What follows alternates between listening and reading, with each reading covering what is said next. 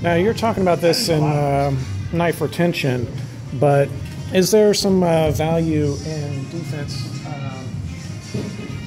I've got a knife, he doesn't, where it's just on top. Yeah, absolutely. Instead of poke, snap. Just work the limbs. Sure. Yeah, and it's basically your empty hand destructions if you're doing dirty boxing, right? So if he's it's a little hard. No matter what he comes with, it's going to get cut. Go jab cross. Jab cross again. No matter where he goes. Go cross jab. No matter where he goes.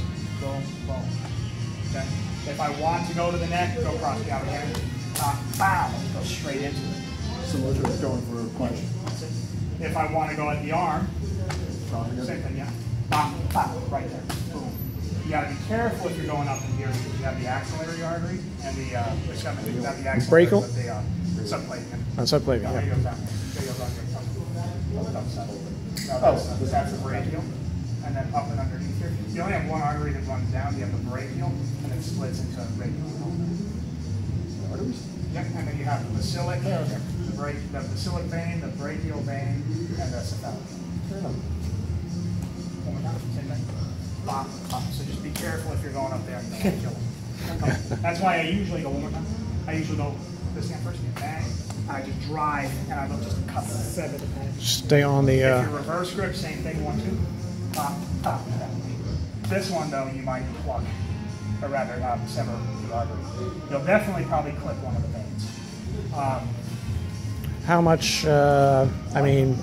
How much blood? How much time? 64% of your circulating blood is in your venous system. It's not under any kind of pressure, and it's oxygen. It's depleted of oxygen, so it's gonna bleed a lot. The bleed out times. You're familiar with the Fairbairn charts? I've seen it. I can't remember it. Most medical people have looked at it and like, well, that's horseshit because there's no way that he could know. And there's no universals on that. So many things are going to come into play. How high was your blood pressure at the time of you getting hit? Yeah, if you're getting attacked. Yeah, lots of different things. So with a venous injury like that, it's going to bleed a lot. If they can get direct pressure on it. But it might not end up being something useful as far as physiological stoppage. Right. Not like the artery. And if you nick the artery? If you nick the artery, it's going to, I think it's under 7 or 13% of your circulating blood is in your arterial system, but it's under pressure. So when you get one of those cut, it goes out a lot, and that's your oxygen. However, depleting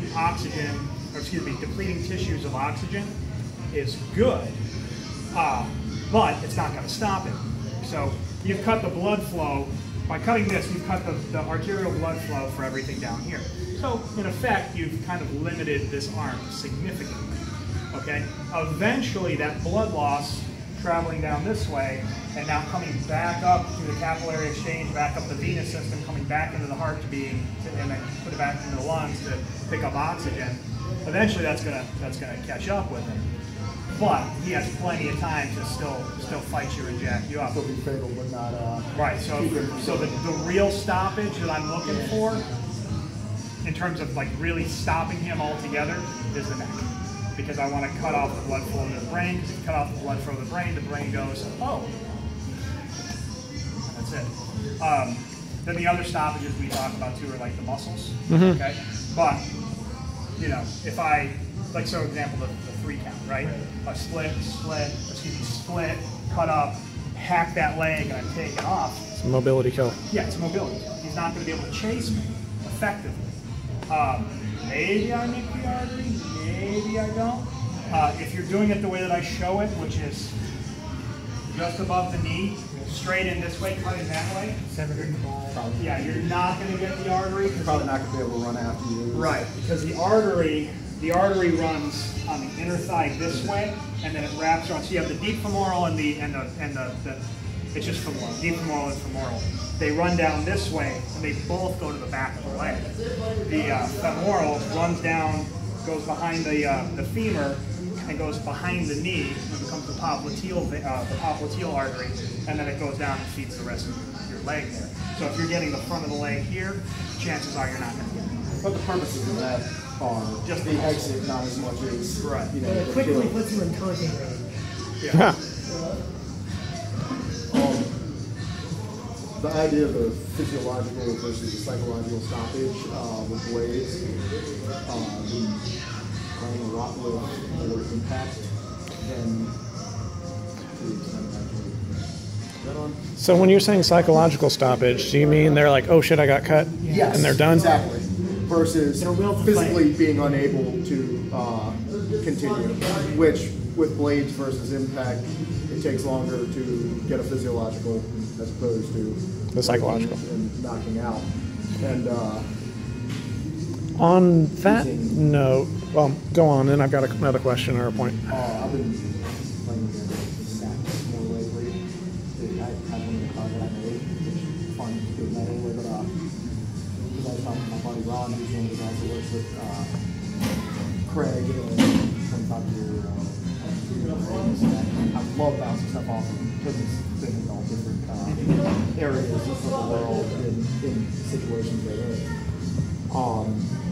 To what you was talking about, like minus even the knockout aspect of it, because obviously they do that extremely well. Just working the small joints and stuff with them quickly, you end up getting more debilitating injuries quickly to stop the fight than you do with a knife, which is just another aspect to play with when working in the entirety of the violent game. I think, yeah, the impact stuff is easier to get something that can produce a stoppage, mostly breaking the hands. So you need your hands to fight me for the most part. The ankle down. Yeah. So if I can whack those, yeah, it's going to be very difficult for you to continue the fight. But in terms of using the knife as a defensive tool and waiting for the attack to come, you get the same kind of effect if you're lacerating the muscles and the tendons, because you're impeding the ability to manipulate the hand into various tools. I mean, maybe once you lacerate this and these fingers just can't do much anymore, maybe they could snap it. But for the most part, you really don't have any. With dead meat. To be fair, that was the premise behind the karambits getting lashed to the hands of the Indonesians during the war, so they couldn't drop them after being cut. And they just basically manipulate the hand. One of the other things too that I use for a stoppage with these, and I feel like I showed this in Columbus, not 100% sure, but the purpose of following up with the down X, I use that constantly. I use it when I teach any police officers any baton stuff, because it's such a gross motor skill, but it covers everything. Yeah. So one of the reasons why, yeah, stick. The sticks in the bag, or I have two rules: attack the eyes or harass the eyes, and make sure that you cover the front line. But give me an angle one. So if we're talking about disarming, right? Some of the basic rules that we have for disarming, and I'm sure you guys have the same thing, is once you effect the disarm, what do? You don't just stand here, right? You back up. Okay, and so when I back up, you guys have probably seen it. My immediate go-to, this is like sneezing for me. I go abanico, straight in the line. I don't care if I hit it. What it actually is for, it's a figure stick again. Okay, go again. No matter what disarm I choose to get, if he tries to crash the line, he's going to run into that with his eyes. So that makes him pump his brakes. And from there, once he's pumped his brakes, there's my X. And I use the X because of other options that he may have. He may crash the line forward in a straight line. Stop the brakes. So strike again. He may try to be fancy and do a double leg takedown.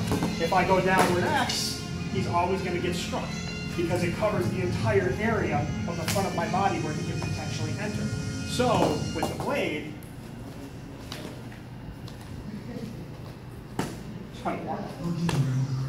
so that's pretty much gone. Okay? If I get that with that much bite on it, right, it's pretty much gone. What are your other options?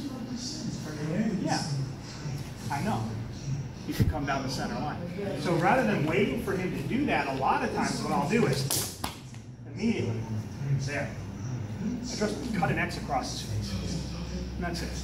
So you lacerate the face this way, 1 and 2. Even if you only get one of them, how much bleeding is going to occur? Because all the capillaries that are so close to the surface of the skin, he bleeds in his eyes, he can't see. He's freaking the fuck out. Easy to identify in the emergency room. Yeah, I signed my work. I made my mark.